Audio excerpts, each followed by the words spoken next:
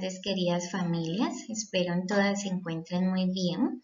El día de hoy quiero que toquemos un tema importante para nuestra formación como familias y es el tema de expresar sin herir.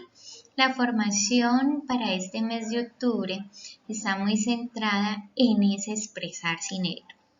Si bien es cierto que nosotros ya hemos anteriormente tocado temáticas sobre las emociones, ahorita nos vamos a profundizar un poco más en ese proceso emocional para centrarnos en lo que es expresar. Expresar esos sentimientos, expresar esas emociones, expresar lo que día a día nosotros sentimos en las diferentes situaciones que se nos presentan alrededor de esa interacción con nuestros hijos, alrededor de esa interacción con nosotros como familia, ¿sí? Que es tan importante. Para empezar, quiero primero hablarles un poquito de que en la Convención de los Derechos para los Niños y las Niñas nos encontramos en el artículo 29 que los objetivos de la educación, ¿sí?, están encaminados a desarrollar en ese niño y en esa niña su personalidad, sus aptitudes, sus capacidades mentales, físicas, hasta el máximo de esas potencialidades que ellos tienen, que debemos prepararlos para ser unas personas respetuosas con otras personas, responsables, pacíficos, ¿sí?, con el medio ambiente, con la sociedad. ¿Y esto por qué o para qué? Pues porque es parte de la base de lo que nos hace humanos y nos hace seres sociables.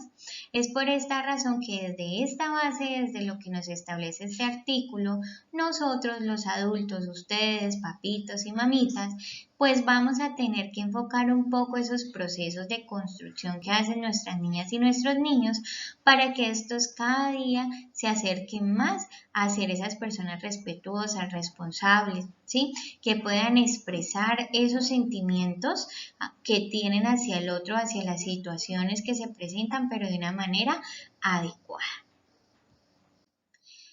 Yo les traigo aquí, o quiero retomar con ustedes aquí, lo que es la historia de la casa en llamas, ¿sí? La historia de la casa en llamas es un muy buen ejemplo de esos procesos de expresión. Resulta de que había una vez una casa en la que se inició un pequeño incendio. Un habitante, al percatarse de lo que ocurría, trató de identificar qué había provocado el incendio y comenzó a observar cómo podían actuar para apagar el fuego con las herramientas que tenían a su alrededor.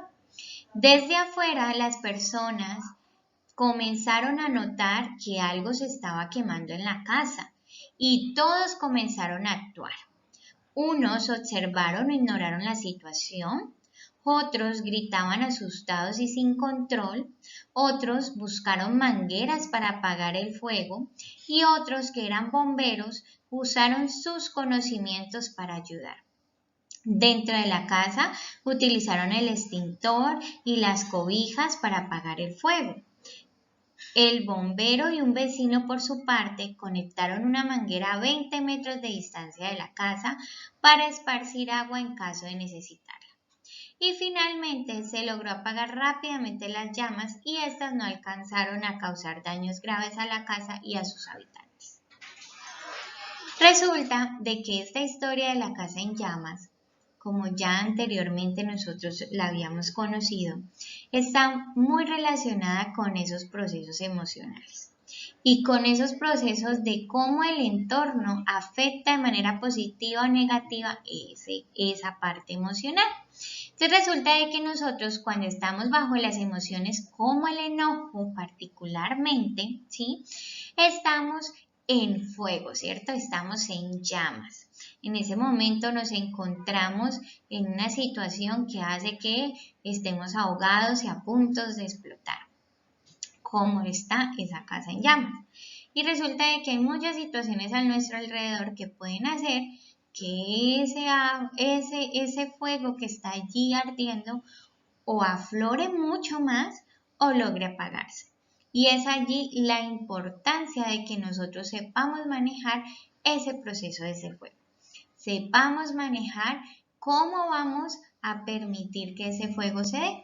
Si vamos a permitir que aflore muchísimo más, expresando ese fuego de una manera inadecuada, dañando a los que están a nuestro alrededor, o por el contrario, si vamos a permitir que ese fuego logre irse apagando poco a poco, pero logrando expresar eso que tanto sentimos.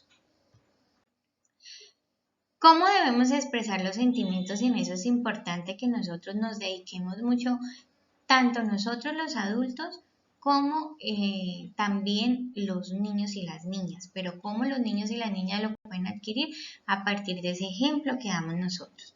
Es importante, no es no sentir la rabia, es sentirla. Tenemos que enojarnos porque hace parte de lo que nos hace seres humanos, de eso hace parte de lo que vivimos constantemente con nuestras emociones, pero ¿cómo expresamos ese enojo?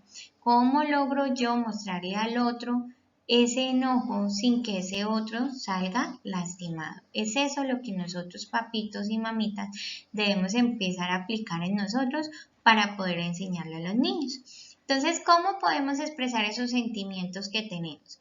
Primero, debemos intentar ponernos en el lugar del otro.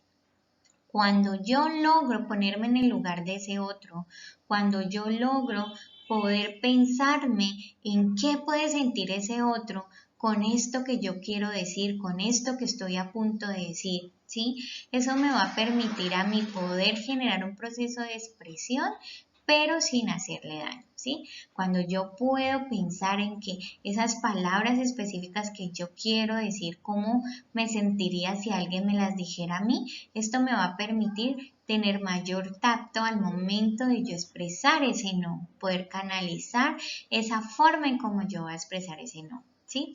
Y es importante que nosotros podamos empezar a ponernos en el lugar del otro. Y mucho más cuando en ese lugar tenemos un niño o una niña que apenas está haciendo su proceso de control de emociones y que de cierta manera depende mucho de lo que nosotros podamos hacer para ellos aprender. Debemos utilizar verbos emocionales, ¿sí? Es importante que siempre que nosotros vayamos a expresar ese sentimiento que tenemos, lo expresemos desde el yo me siento, ¿sí? Yo percibo, yo considero, ¿sí? ¿Qué es lo que yo estoy sintiendo? ¿Sí? Expresarlo desde esos procesos emocionales que estamos nosotros sintiendo allí. Cuando yo menciono o expreso mi emoción hacia el otro desde ese sentimiento que tengo yo, va a permitir que el otro pueda comprender un poco más ese proceso que estoy viviendo.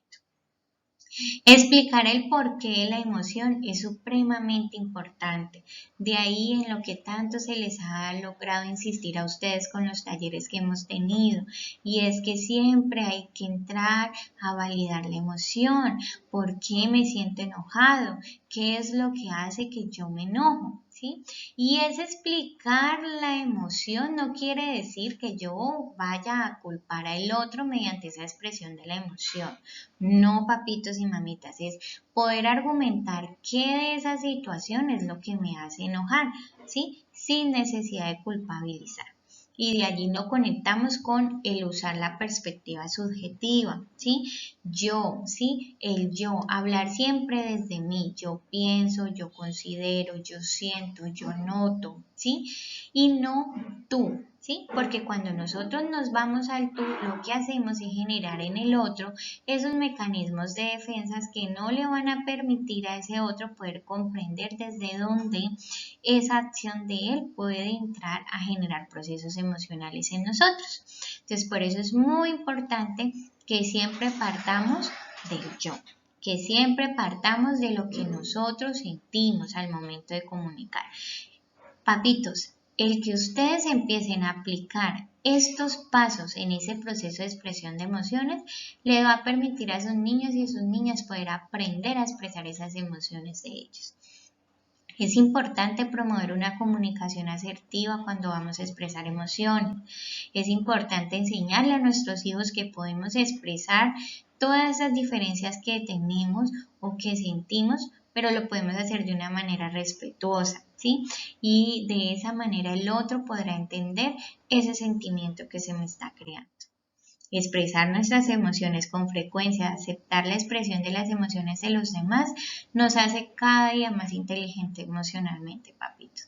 Es importante que estemos preparados tanto para expresar, pero también que estemos preparados para que el otro nos pueda expresar a nosotros eso que tanto siente, para escuchar esos niños y esas niñas frente a sus sentimientos, para escuchar ese otro que está en mi entorno y que también tiene unos sentimientos que necesitan que yo pueda validar. ¿Listo?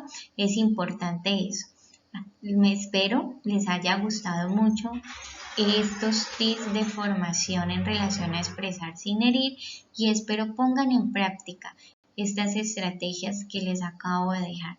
De verdad que esto generará unas construcciones de esos entornos familiares mucho más sólidas y fortalecidas. Que estén muy bien, papitos.